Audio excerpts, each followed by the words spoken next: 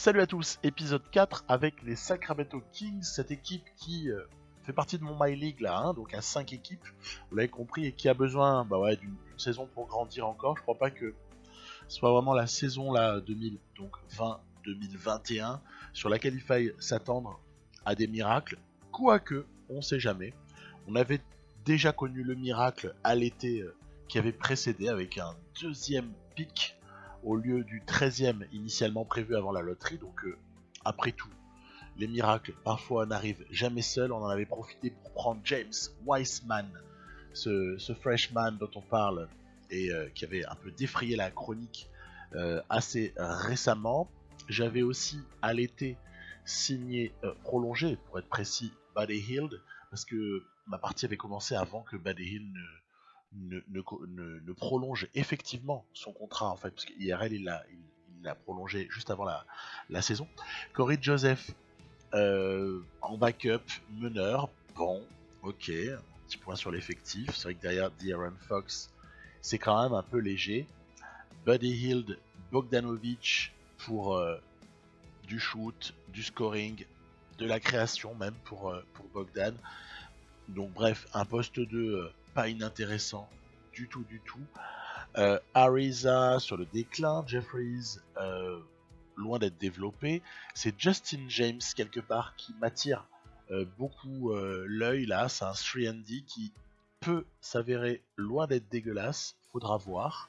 Harrison Barnes est là bien sûr aussi. Et Marvin Bagley est secondé par Bjelica au poste 4. En tout cas, c'est comme ça que je démarre cet épisode. C'est pas dit que ce soit la même config à la fin, avec 4 pivots et quelques petits problèmes pour trancher. Parce que Deadman, c'est un vétéran, je vais pas l'envoyer ailleurs, ce serait totalement irréaliste. Giles et l'ami, pardon, il me sort de la tête. Donc Harry Giles et l'ami Holmes sont en bataille pour avoir des minutes avec Wiseman. Ce qui veut dire qu'au final, il n'y a pas énormément de minutes pour chacun. Au niveau salarial, il y aura de l'argent dispo à l'été 2021. Pas mal d'argent. Mais vraiment à ce stade-là, je demande à voir, mais je n'exclus pas du tout le trade. Je vais pas trader un vétéran, hein, parce que ce serait irréaliste. Genre trop facile, ils ont 12 ou 13 millions de contrats. Tu les trades, tu vires tout. Non.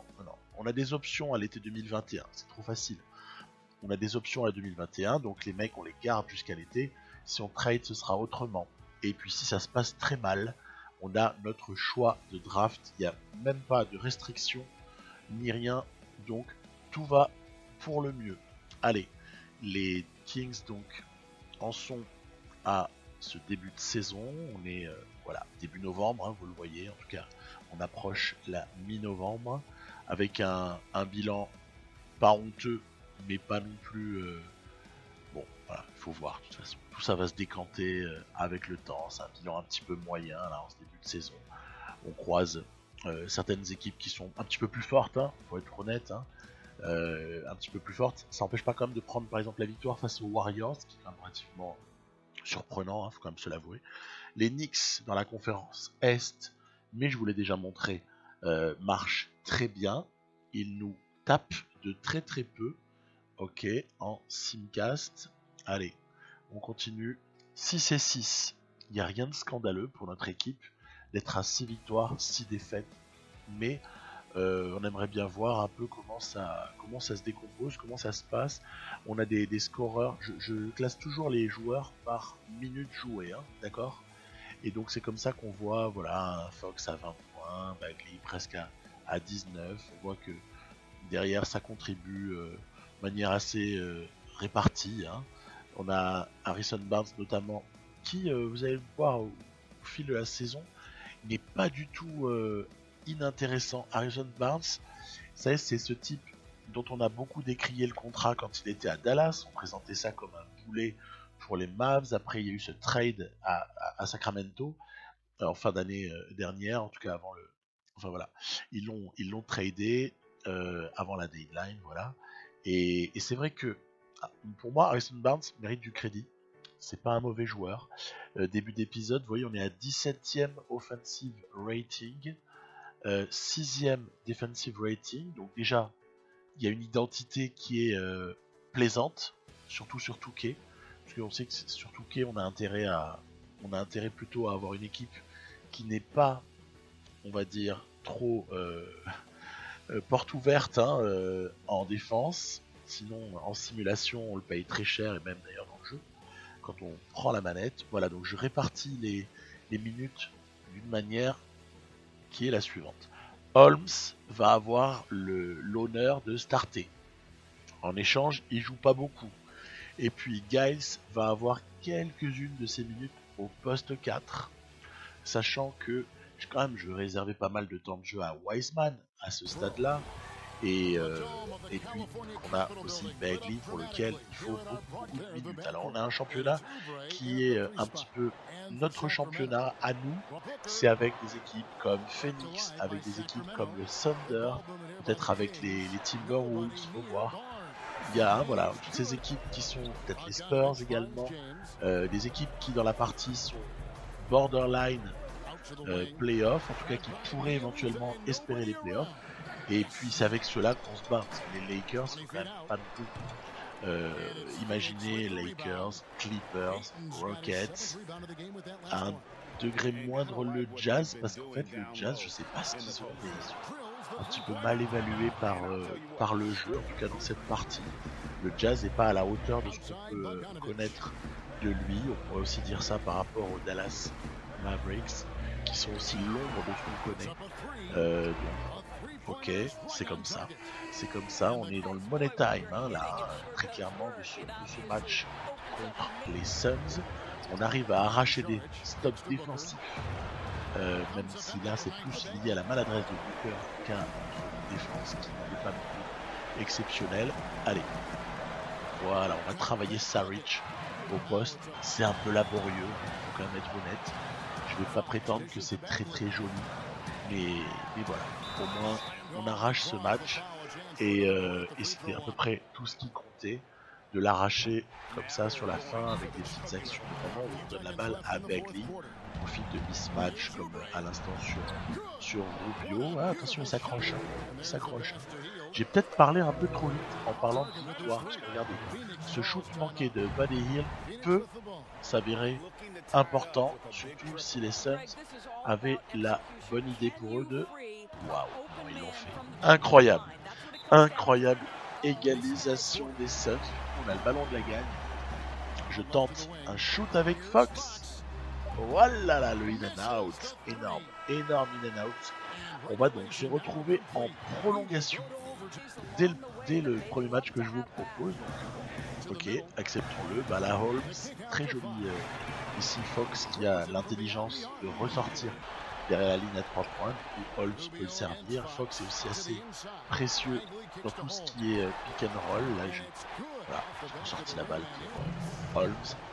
On a également une défense plus que correcte sur Booker, même si là il y avait une petite faute, mais globalement la défense sur Booker n'est pas mauvaise. Et là c'est Holmes, yes, qui nous met le petit 2 points qu'il fallait. Attention, c'est quand même loin d'être terminé l'histoire. Booker est vraiment on fire, surtout que ça récupère son rebond. Allez, c'était peut-être quand même le dernier, on va espérer en tout cas, parce que maintenant il faut juste ficeler tout ça par quelques lancers francs. Allons-y, Bogdanovic sur la ligne.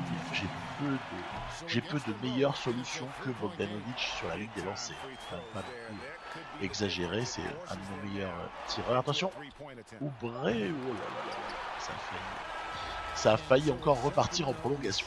On s'en sort pas si mal, 58 à 55. Jolie adresse à 41% là, à 3 points, c'est à mentionner, parce que c'est pas toujours le cas. C'est loin d'être toujours le cas. Par contre, on s'est fait gober au rebond, mais complètement, assassiné au rebond. Bon, il va falloir réfléchir, parce que si je joue grand, c'est aussi parce que j'ai envie d'avoir du rebond. Mais si c'est pour se faire ultra dominer, peut-être que ça ne sert pas à grand chose. Donc voilà, un bon match de ceux qu'on connaît. Très bien. En face, Booker, Ayton notamment. Et puis c'était Rubio par contre dans le Money Time. Plutôt. On continue à Toronto. Allez, ça continue, tout ça. On va aller là jusqu'à la trade deadline dans cet épisode. On va aller jusqu'à la trade deadline. Et il se pourrait bien qu'il se passe quelque chose avant la trade deadline. 3 petits points. En attendant, match du côté des Hornets, arraché assez laborieusement. On recroise la route des Knicks. Oh là là, ils sont pas bons à prendre les Knicks. Est-ce qu'on va faire quelque chose de cohérent? Oui, on les éclate. Eh ben oui, voilà, énorme. On éclate la meilleure équipe de l'Est. Tout va bien. Tout va très très bien. Match dans la foulée du côté de Boston. Boston qui semblait prendre le dessus. Eh bien non, c'est encore une victoire pour les Kings, décidément. On est plutôt là sur une bonne série. Hein. C'est pas mal du tout ça. Encore une victoire intéressante, surtout dans notre petit championnat avec le Jazz. On a aligné 6 victoires, mine de rien, pour se retrouver à 12-6 en position de playoffable. À ce moment-là de la partie, la réception normalement des Pistons ne doit pas poser énormément de soucis. C'est bon. Match en revanche contre les Nuggets. Nuggets, place forte de l'Ouest.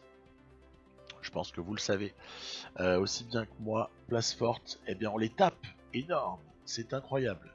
Incroyable. On tape les Nuggets. On commence à se rapprocher du haut de la conférence Ouest avec 8 victoires d'affilée quand même. Excusez du peu. Match ensuite du côté des Grizzlies. Grizzlies, intéressant Grizzlies. Hein. On va bientôt se retrouver avec des Grizzlies. Je vais vous proposer ça en vidéo dans pas trop longtemps. Dommage, tiens. Justin James, comme ça, à l'issue de notre 9e victoire d'affilée, il y a une jolie série qui se pète. Donc, on va un peu répartir sur des vétérans le temps de jeu.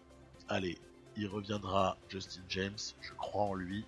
Il a déjà B en défense à ce stade-là. Et c'est déjà pas mal parce que je crois qu'il a aussi A en tir à 3 points. Ce qui fait que ça en fait un 3&D tout à fait intéressant. Tiens, voilà, la série s'est arrêtée.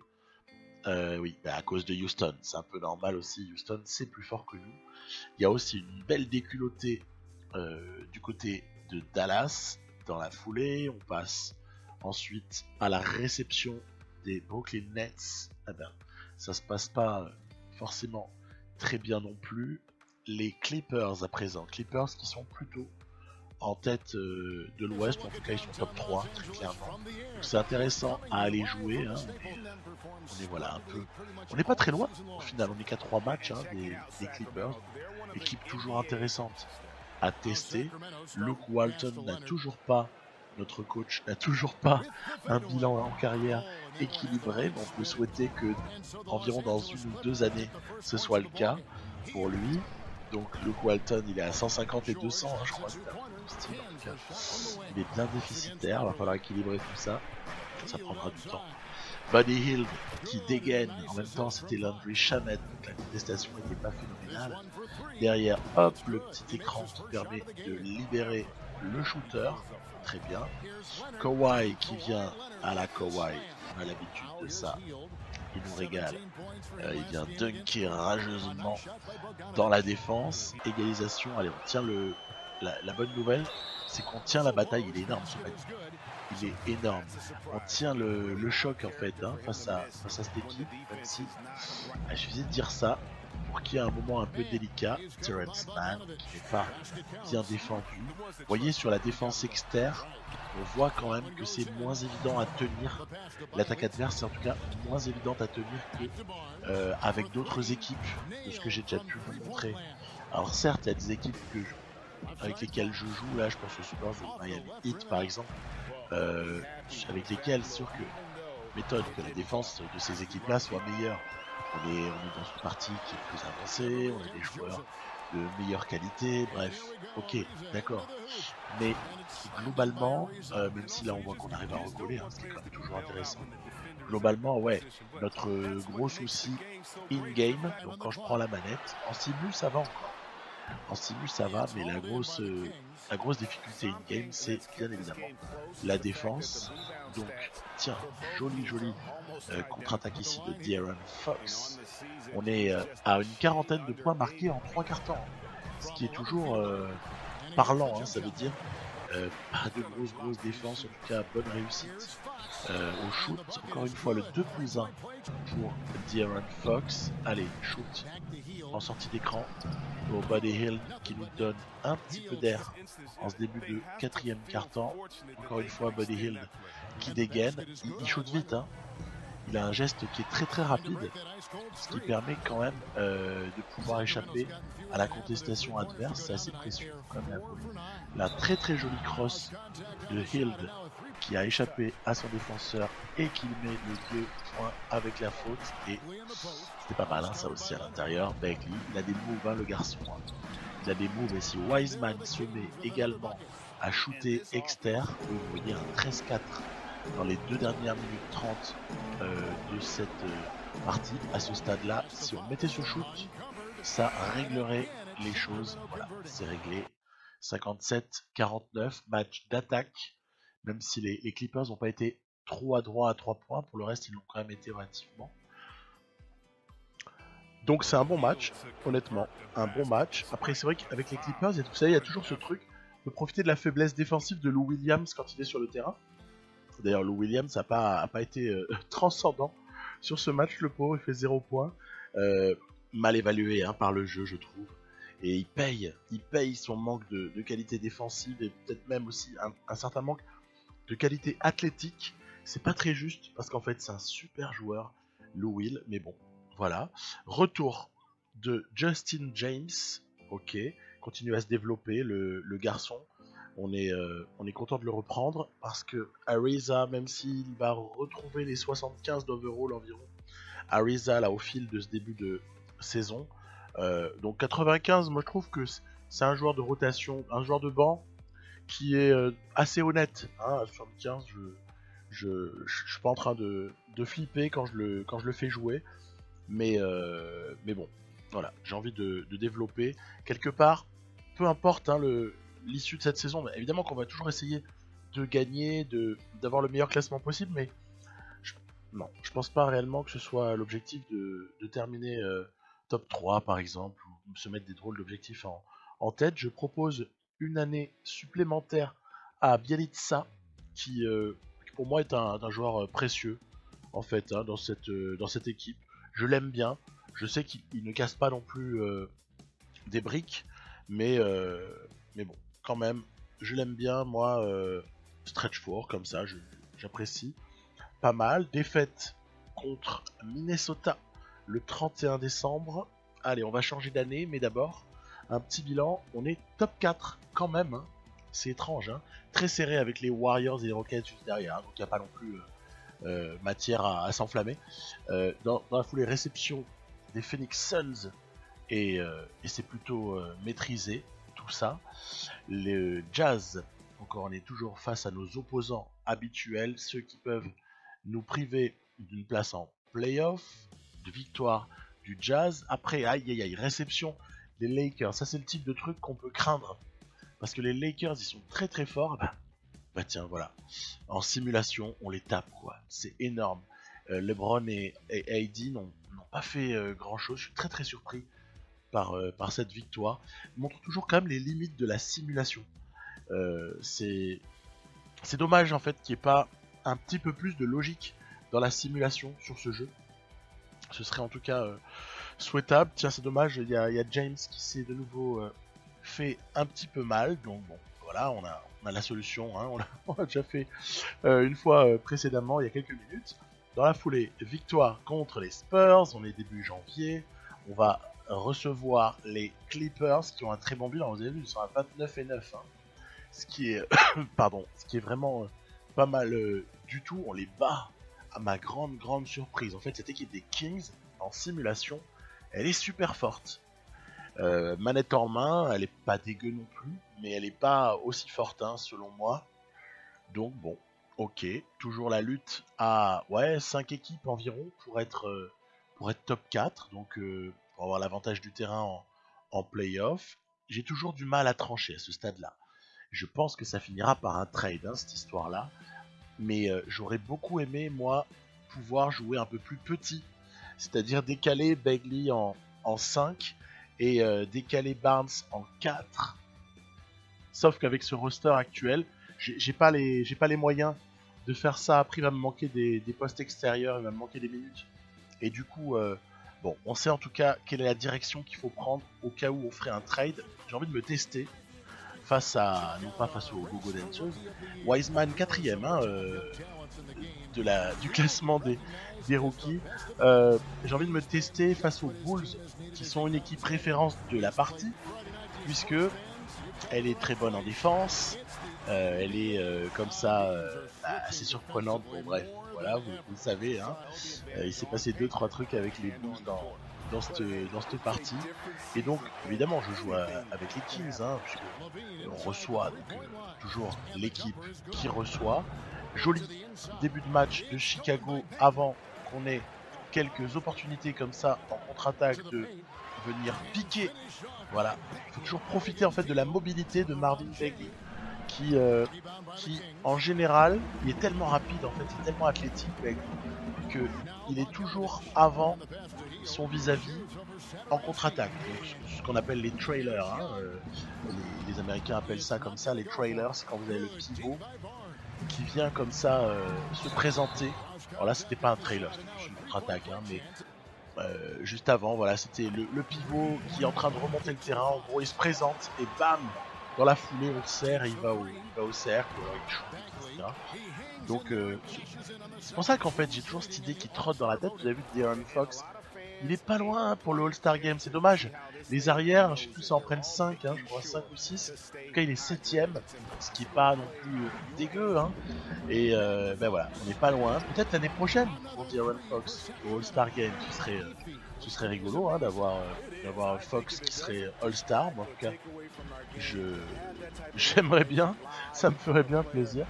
Et non, mais c'est assez facile.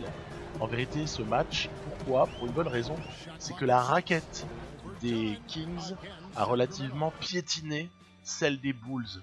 À arriver, c'est une vraie horreur pour les pour les Bulls, les pauvres, ça leur tue leur stat de defensive rating.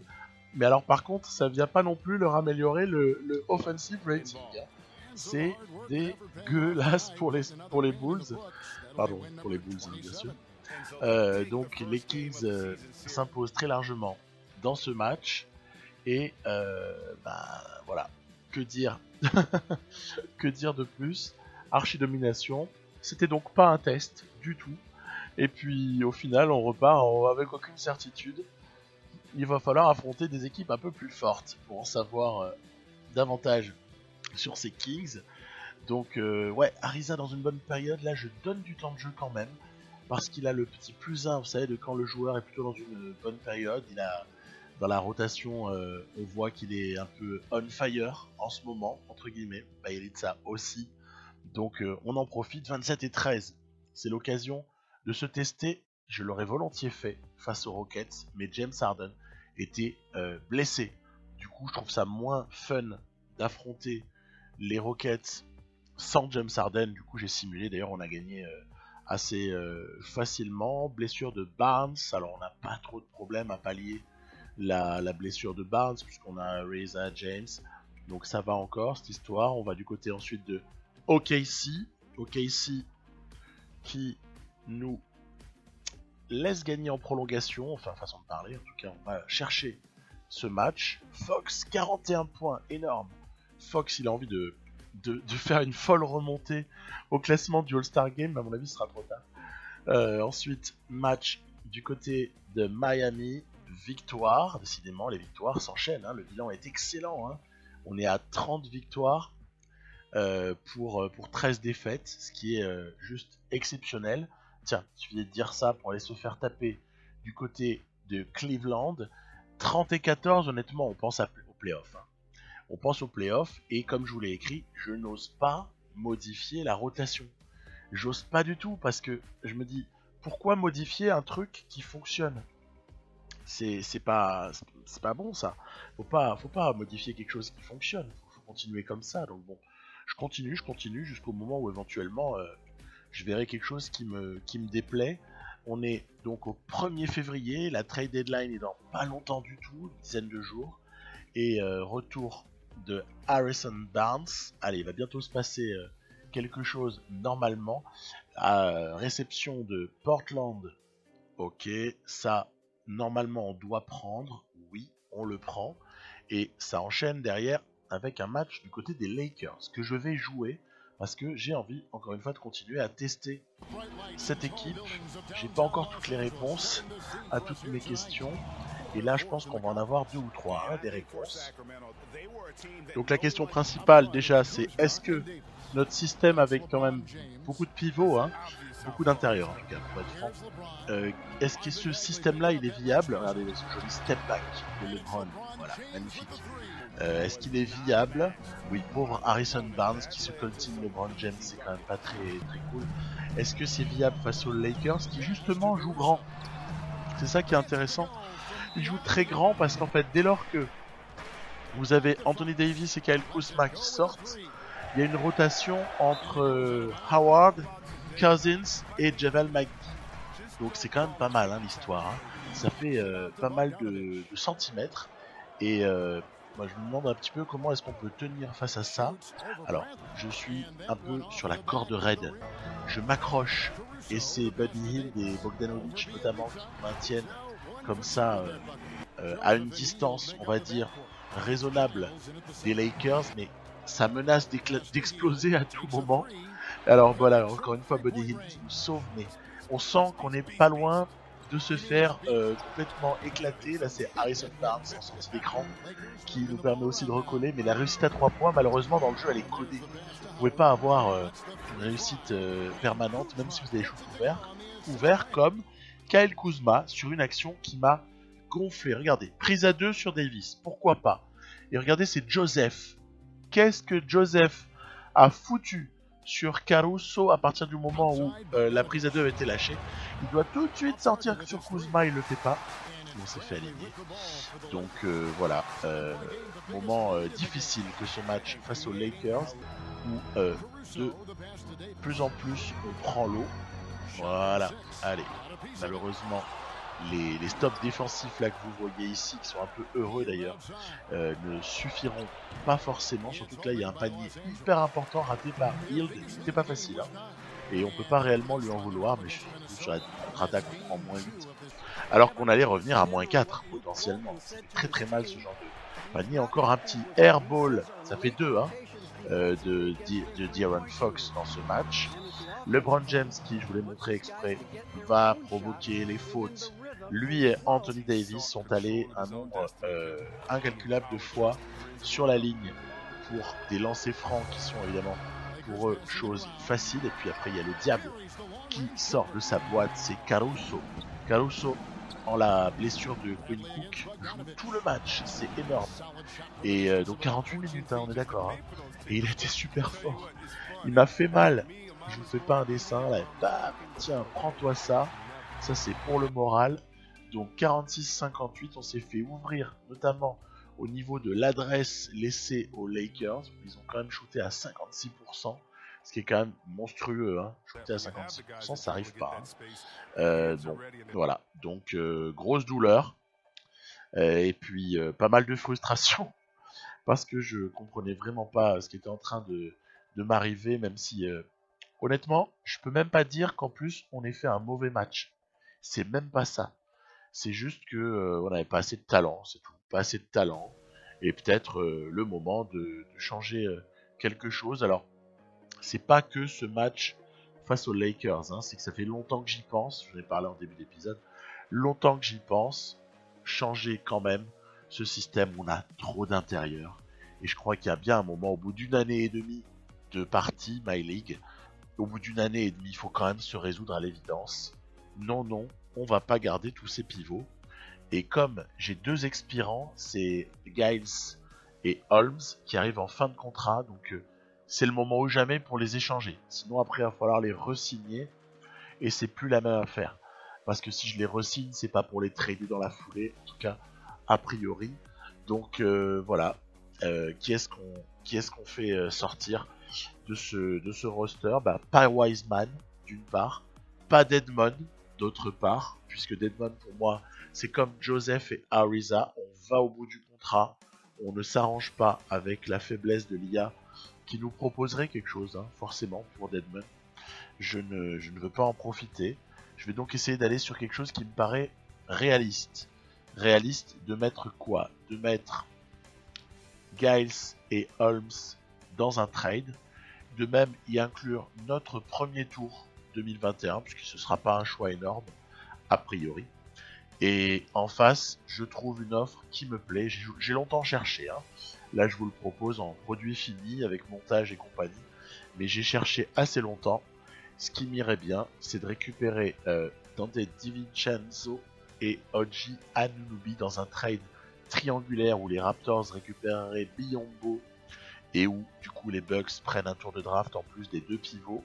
Eux, ils gagnent 2 pivots à la place de 1. Ils perdent DiVincenzo sur un poste où ils ont déjà de la rotation.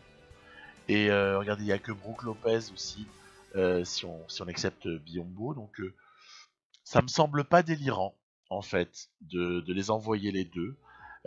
Anunoby, donc les Raptors ont du matériel à l'aile. Il n'y a pas de problème, on n'est pas en train de les flouer via ce trade. Par contre, ils ont un petit déficit à l'intérieur, puisque Boucher a subi aussi des blessures, n'a pas eu une bonne évolution. 74, c'est un peu faible, alors que un Biyombo de retour aux Raptors, hein, où il avait brillé il y a quelques années, on s'en souvient, avant d'aller signer un contrat désespérant du côté d'Orlando. Voilà. Et après, tout le monde s'est refilé le bébé du contrat moisi, hein, n'est-ce pas, Charlotte? Donc, on voit que ça bug un tout petit peu. Il va peut-être falloir rajouter quelque chose. Ce sera un deuxième tour. Peu m'importe de rajouter un deuxième tour de draft, il n'y a aucun problème.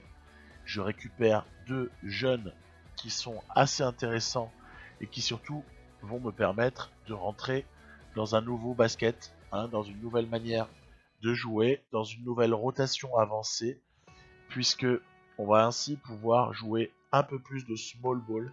Et pour avoir pas mal observé et essayer de deviner ce que peut être la stratégie des Kings IRL, je pense qu'ils veulent à terme que Bagley occupe pour un certain nombre de minutes le poste 5.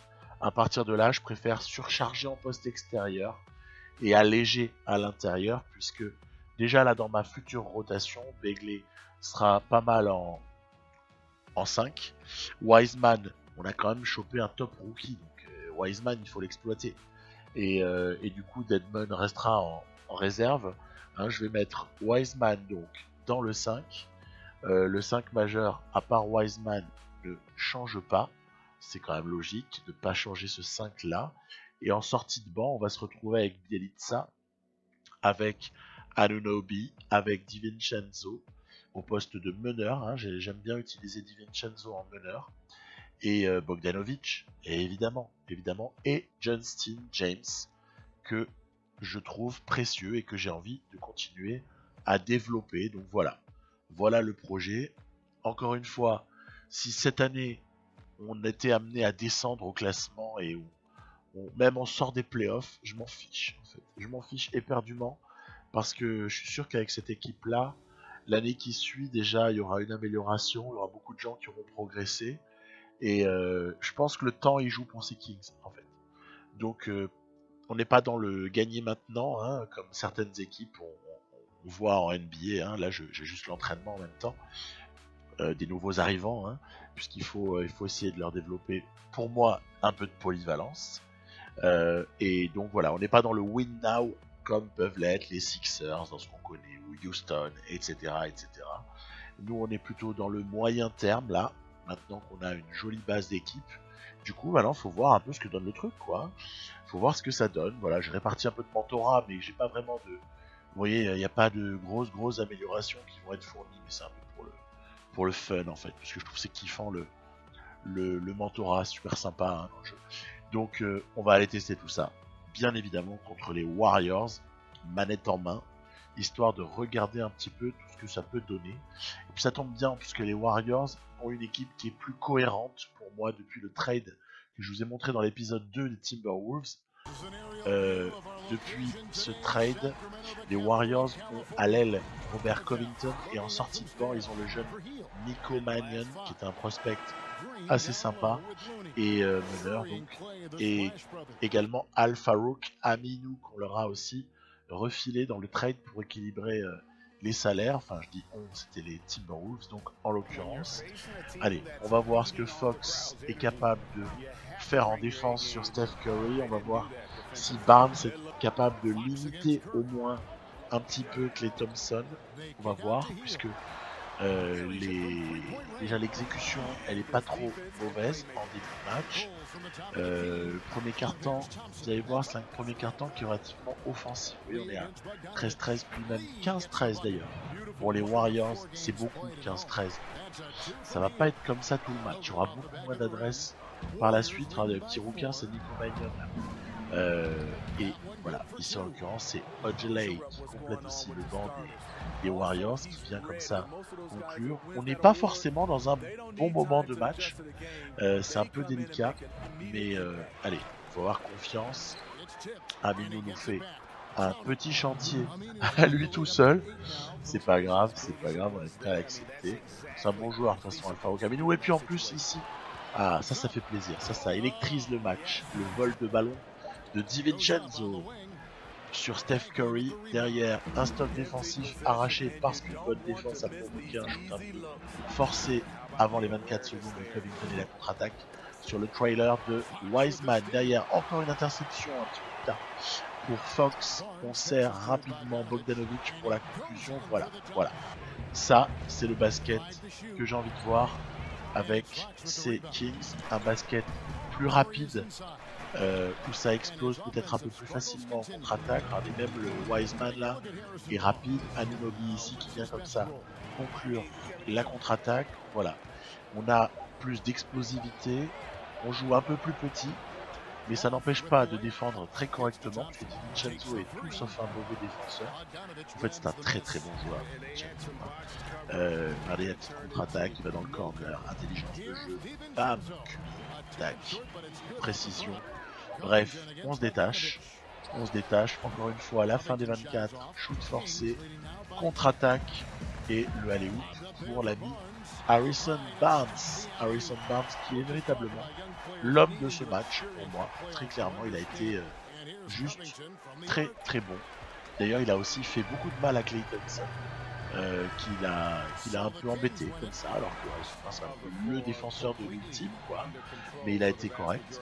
Il a été très correct pour un score au final en plus très satisfaisant, puisqu'on laisse les Warriors, je joue en 4x5 minutes, on laisse les Warriors à moins de 40, ce qui est toujours un signe. Quand on laisse l'adversaire à moins de 40 points, c'est qu'on a fait plutôt une bonne performance en défense. En tout cas voilà, pour moi qui joue en 4x5 minutes bien sûr. Donc un bon DiVincenzo, Anunoby un peu plus discret, ça mettra du temps. Mais l'essentiel c'est plutôt l'impression générale, et cette impression là, elle est très favorable. Voilà, donc je suis assez content. Je trouve qu'on a au moins quelque chose à développer là qui est un peu plus cohérent. Et 34 et 15, mais ça encore on va pas trop focaliser sur le bilan. On verra bien, je montrerai dans l'épisode 5 comment les choses évoluent. De toute façon j'ai pas été plus loin dans ma partie que le 6 février. Et voilà, je vous dis donc à très bientôt. Ce qui va sortir c'est ensuite un épisode des Nuggets et ensuite un épisode des Bulls. Voilà les prochaines sorties en rapport avec ce My League à 5 équipes. Et puis l'avantage d'avoir 5 équipes, c'est quoi? C'est qu'au mieux, il n'y aura qu'un seul champion. Donc on ne sera pas là à avoir des parties où on est trop systématiquement champion. C'est quand même toujours dommage. Quelque part, c'est un peu dommage. Là, il va y avoir des frustrés, il y aura des déçus. Et c'est ça qui est encore plus rigolo, qui met du piment dans cette partie. Voilà, je vous dis à très bientôt. Merci à tous qui regardez mes vidéos. Bye bye.